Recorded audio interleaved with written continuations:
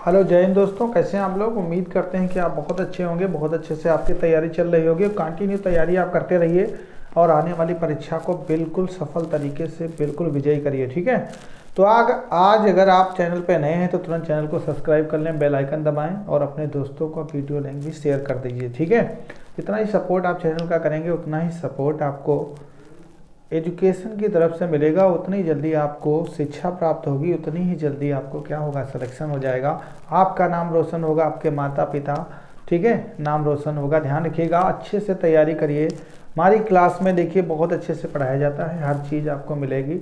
Top math GS इसमें तो पक्का मिलेगी। मैथ हम आपको सिखा देंगे, जीएस का हर वो टॉपिक आपको सिखा देंगे जो आपको आज तक नहीं आता है। ठीक है, तो आज की क्लास में हम लोग स्टार्ट करने वाले हैं वैदिक कल्चर या वैदिक सिविलाइजेशन, वैदिक सभ्यता। वैदिक सभ्यता का हम लोगों ने पहला पार्ट पढ़ लिया है, आज सेकंड पार्ट पढ़ेंगे। ठीक है, और उसमें देखते हैं कौन कौन सी चीज़ें इंपॉर्टेंट है जो आपकी परीक्षा के लिए उत्तरदायी हैं, और वो चीज़ें हम लोग डिस्कस करेंगे। अब ध्यान दीजिए, फट से हम लोग पढ़ने वाले हैं वैदिक सभ्यता का भाग 2।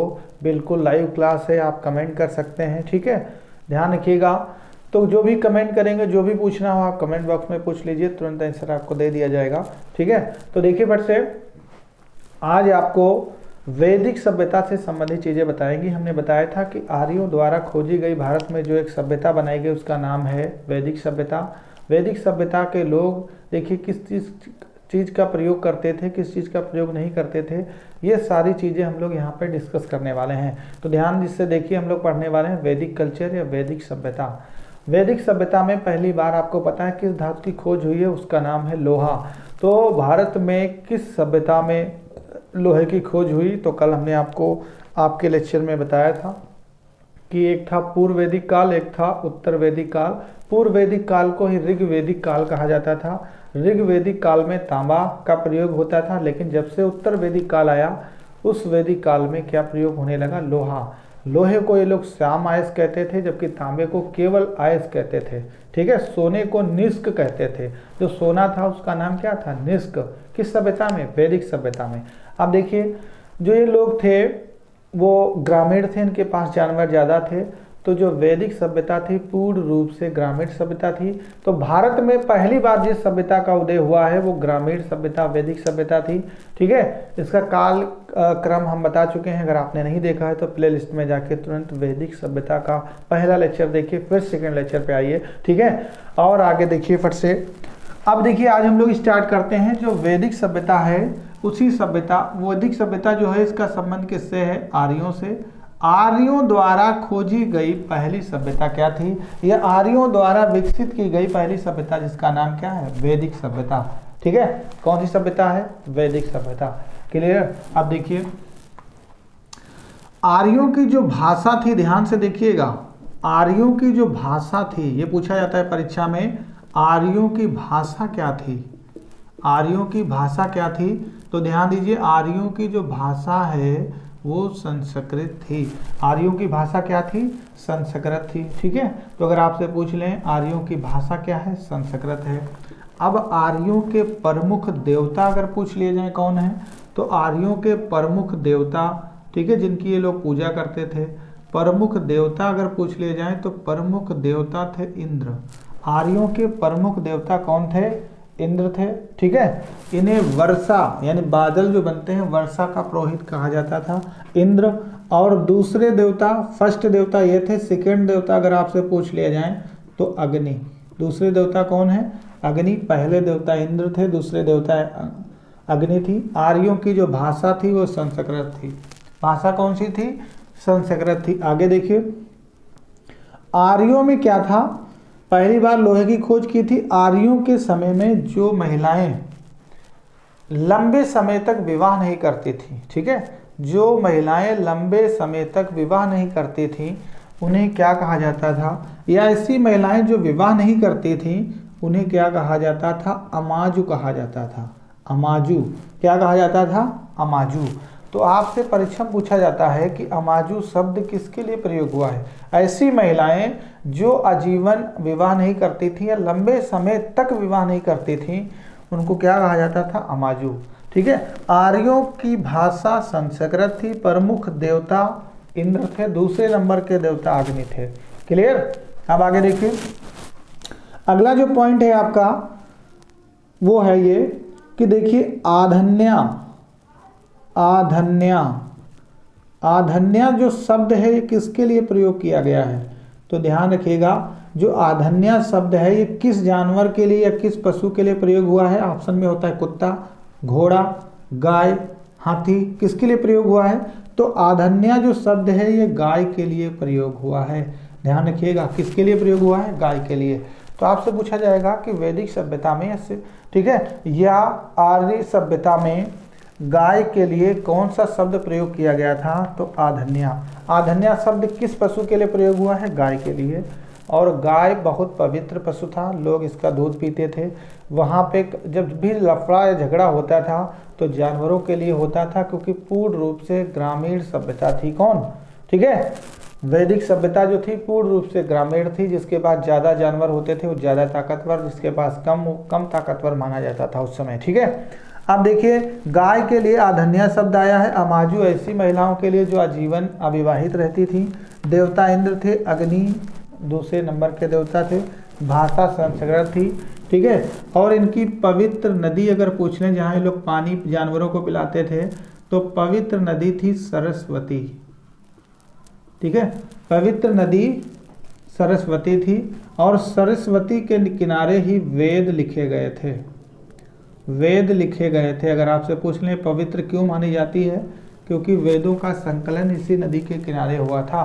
तो देखिए बट से आर्यों की भाषा क्या थी? संस्कृत। देवता इंद्र, दूसरे अग्नि। अमाजु ऐसी महिलाएं जो आजीवन विवाह नहीं करती थी। आधन्या शब्द गाय के लिए आया है। पवित्र नदी इनकी क्या थी? सरस्वती थी। क्लियर? आगे देखिए, पवित्र नदी इनकी थी सरस्वती। अब देखिए ये मनोरंजन के लिए, ठीक है, मनोरंजन के लिए इनका वही काम था, शिकार करना और पशु पक्षियों को आपस में लड़ाना, क्योंकि उस समय फिल्में तो बनती नहीं थी, देख के मनोरंजन कर लें।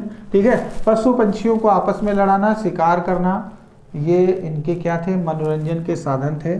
अगला था इनका मुख्य पेय पदार्थ क्या था? मुख्य पेय पदार्थ पूछा जाता है परीक्षा में, आर्यों का मुख्य पेय पदार्थ क्या था?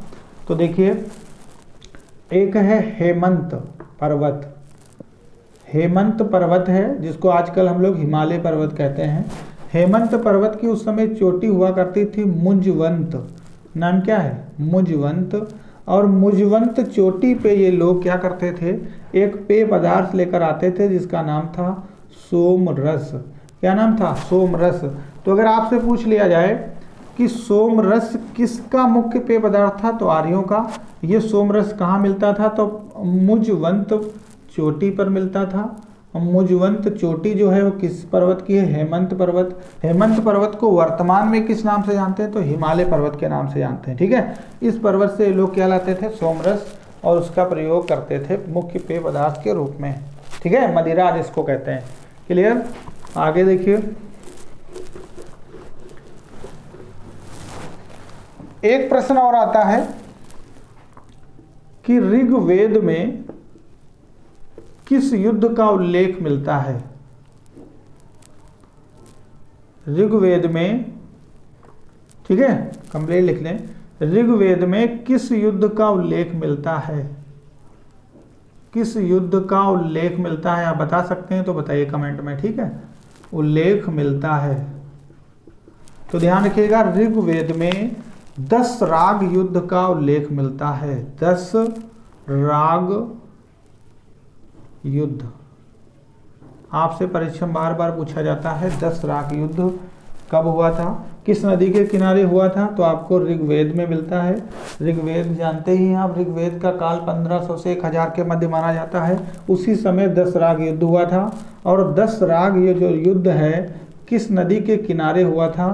तो रावी या परुष्णी नदी के किनारे हुआ था। परुष्णी नदी, ठीक है, तो रावी या परुष्णी नदी के किनारे हुआ था 10 राग युद्ध। 10 राग युद्ध हुआ था 10 राजाओं के मध्य, जिसमें 5 राजा आर्य थे और 5 अनार्य थे। उनका हेड विश्वामित्र थे और एक सुदास जन थे राजा, उनसे युद्ध हुआ था। इस युद्ध में सुदास विजयी हुए थे। ठीक है, तो आपसे पूछा जाता है दशराक युद्ध किस काल में हुआ था, तो ऋग्वेदिक काल में हुआ था। किस नदी के तट पर हुआ था, रावी नदी के तट पर हुआ था। क्लियर, ये पूछा जाता है आपसे परीक्षा में। ठीक, आगे देखिए,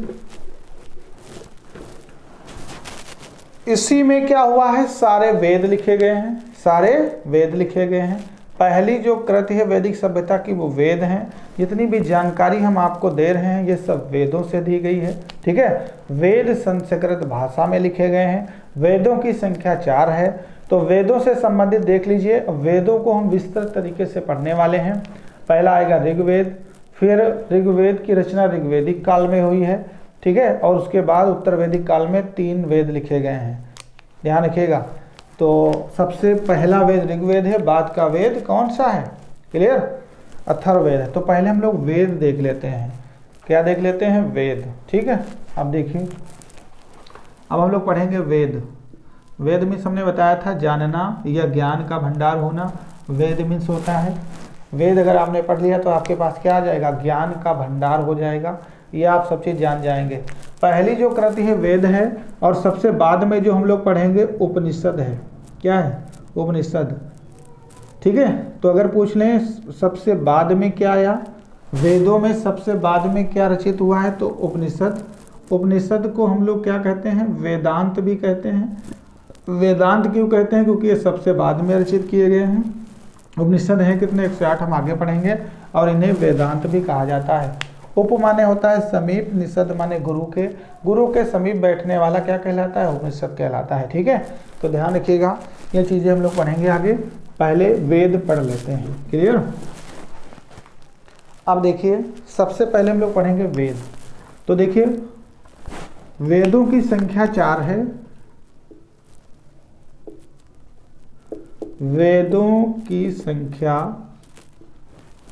4 है। ठीक है, वेदों के रचनाकार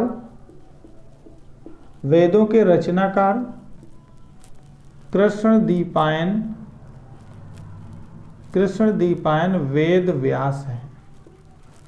ठीक है, वेदों के रचनाकार कौन है, कृष्णद्वैपायन वेद व्यास हैं। संकलनकर्ता कौन है, वेद व्यास हैं। और वेद 4 हैं जो सरस्वती नदी के किनारे लिखे गए हैं। ठीक है, पहला वेद देखिए, पहला वेद आपका है ऋग्वेद, दूसरा वेद आपका है यजुर्वेद, और तीसरा वेद आपका है सामवेद, और चौथा वेद आपका है अथर्ववेद। क्लियर। अब देखिए, अगर आपसे पूछ लें वेद कितने हैं, तो 4 हैं। वेदों के रचनाकार कौन है, वेद व्यास हैं। पहला वेद कौन सा है, ऋग्वेद, दूसरा वेद यजुर्वेद, तीसरा सामवेद, अथर्ववेद।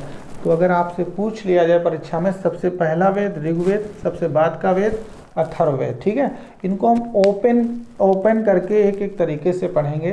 ठीक है, पहले हम लोग देख लेते हैं कि वेद हैं कितने, 4 पढ़ लिया। संकलनकर्ता कौन है, वेद व्यास, ये भी देख लिया। अब हम देखेंगे कि वेदों से संबंधित जो मुख्य तथ्य आते हैं, वेद और उनके उपवेद क्या हैं। ठीक है, और उपवेदों के संकलनकर्ता कौन है, ये हम लोग देखेंगे। और वेद, ऋग्वेद से हमें क्या जानकारी मिलती है, इनके पुरोहित कौन है, ये चीज़ें हम लोग पढ़ेंगे। तो एक कॉलम आप बना लीजिए, उससे संबंधित परीक्षा में बार बार चीज़ें पूछी जाती हैं, तो आपकी कोई चीज़ भी आपकी क्या ना हो, गलत ना हो। ठीक है, तो क्लास बहुत अच्छे से आपको पढ़ाई जा रही है। क्लास में कोई इंटरटेनमेंट नहीं किया जा रहा है, आप अच्छे से पढ़िए और सफलता प्राप्त कीजिए। ठीक है, देखिए आगे फट से।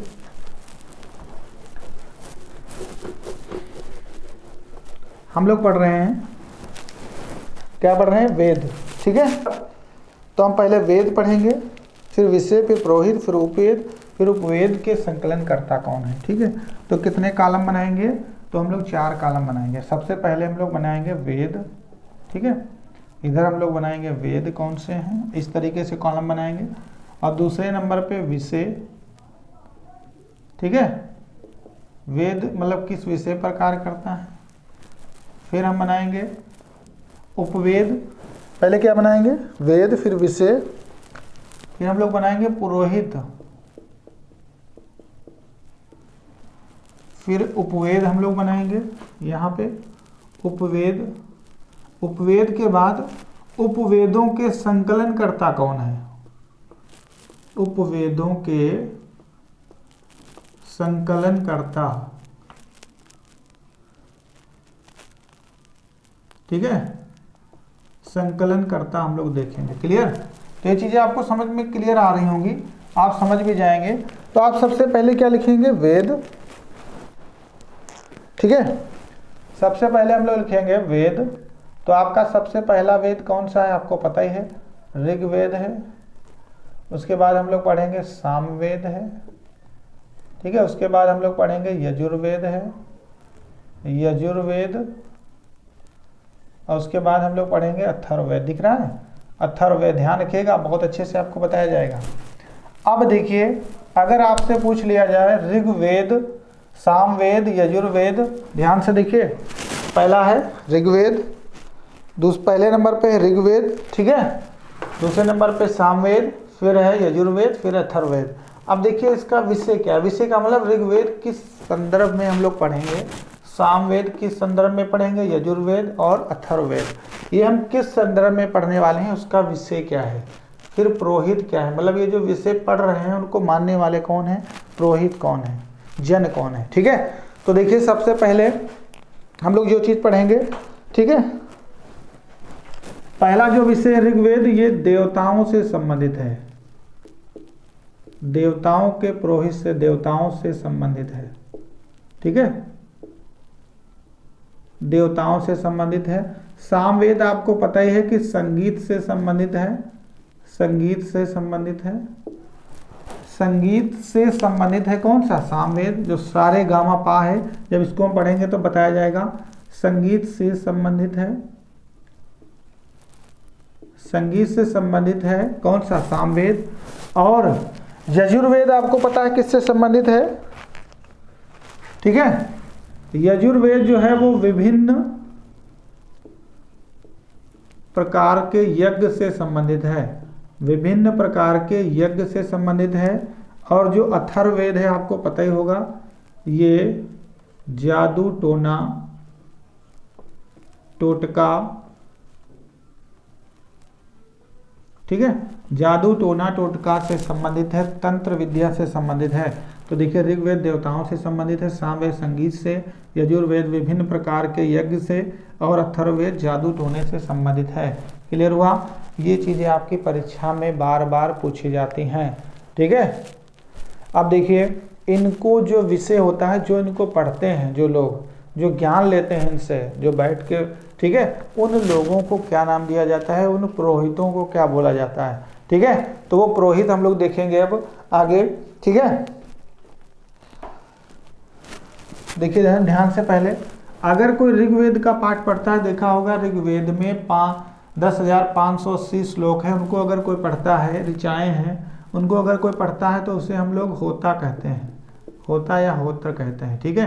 क्या कहते हैं, होता या होत्र कहते हैं, ठीक है। अगर सामवेद कोई संगीत बजाता है तो उसे हम लोग उद्गाता कहते हैं, उद्गाता, क्या कहेंगे, उद्गाता कहेंगे। अगर यजुर्वेद में यज्ञ कोई पढ़ रहा है उसे हम लोग आधर्व्यु कहेंगे, आधर्व्यु कहेंगे, ठीक है। अगर कोई जादू टोना कह रहा है तो हम उसे ब्रह्मा कहेंगे, क्या कहेंगे, ब्रह्मा, ठीक है। तो होत्र, उद्गाता, आधर्व्यु और ब्रह्मा कहेंगे, ठीक है। क्लियर हुआ? ये चीजें आप बहुत अच्छे से पढ़ लीजिएगा, कहीं पे कोई समस्या ना आए, ठीक है। और आसानी से आप लोग इन चीज़ों को पढ़ते रहिए, यही चीज़ें आपकी परीक्षा में सफलता मिलाने को आती हैं, ठीक है। पूछेंगे इनके उद्गाता कौन है, ऋग्वेद कौन सा है, चलो इसको मिलाइए, ठीक है। तो मिलाने के लिए सब चीज़ें आती हैं, तो गलत मत करिएगा कहीं भी, ठीक है। अब आगे हम लोग देखते हैं इनके उपवेद का है। तो इनके उपवेद हैं, पहले का आयुर्वेद, ठीक है। अगर पूछ ले ऋग्वेद का उपवेद का है तो आयुर्वेद है, ठीक। और दूसरे का अगर पूछ लें क्या है तो इसका है गंधर्ववेद, गंधर्ववेद, ठीक है, गंधर्व, ठीक है, इसका है गंधर्ववेद। और इसका है धनुर्वेद, ठीक है, इसका है धनुर्वेद, और इसका है शिल्पवेद। क्लियर। अब देखिए आपसे पूछा जाएगा ऋग्वेद का उपवेद क्या है, तो आयुर्वेद, सामवेद का गंधर्ववेद, यजुर्वेद का धनुर्वेद, अथर्ववेद का शिल्पवेद। ठीक है, तो याद रखिएगा इनके संकलनकर्ता कौन है, ये परीक्षा में पूछा जाता है। ठीक है, इनके संकलनकर्ता कौन है, तो अगर आपसे पूछ लें आयुर्वेद के जनक कौन है, ठीक है, तो आयुर्वेद के जनक आपसे पूछा जाता है कौन है, तो कहीं कहीं धन्वंतरी या प्रजापति। ठीक है, धन्वंतरी या प्रजापति। ठीक है, कौन है, धन्वंतर या प्रजापति हैं संकलनकर्ता। कौन है, धन्वंतर या प्रजापति हैं। ठीक है, अगले हैं दूसरे जो हैं गंधर्ववेद के कौन है, नारद हैं। ठीक है, और इसके देखिए धनुर्वेद के कौन है, विश्वामित्र हैं। ठीक है, और शिल्पवेद के विश्वकर्मा हैं। कौन है, विश्वकर्मा। अब आपसे परीक्षा में प्रश्न कैसे बनेगा, देखिए आपसे पूछेगा आयुर्वेद के जनक कौन है, धन्वंतरी, संकलनकर्ता कौन है, प्रजापति, गंधर्ववेद के कौन है, नारद, धनुर्वेद के कौन है, विश्वामित्र हैं, शिल्पवेद के कौन है, विश्वकर्मा है। कहेगा गलत, इसको सजा देगा, आपसे कहेगा इसको मेल से करिए। ठीक है, मेल से मिलाइए। तो आप ध्यान रखिएगा ये वेद लिखे हुए हैं, उनके विषय लिखे हुए हैं, पुरोहित लिखे हुए हैं, उपवेद लिखे हुए हैं, उपवेदों के संकलनकर्ता लिखे हुए हैं। तो आप बहुत अच्छे से इसको लर्न करिएगा और आने वाली परीक्षा में यहाँ से प्रश्न आपका गलत नहीं होना चाहिए। ठीक है, तो बहुत अच्छे से आप इसको पढ़िएगा। ये था पार्ट 2। अगले पार्ट में हम लोग जितने भी वेद हैं, वेदों से संबंधित जितने भी चीज़ें हैं वो पढ़ेंगे। इसमें बहुत सारी नदियाँ हैं, बहुत सारे दर्शन हैं, उनकी हम चर्चाएं करेंगे। ठीक है, तो ध्यान रखिएगा, अगला लेक्चर लाइव मिलेगा आपको, शीघ्र देखना मत भूलिएगा, ये बहुत जल्द ही आपको मिलने वाला है। ठीक है, तो आपकी सफलता के लिए तट पे आप तैयार रहे, आपके सहयोग के लिए हम तैयार रहेंगे। ठीक है, तो आज के लिए इतना ही, मिलते हैं ब्रेक के बाद। जय हिंद, गुड डे, जय भारत।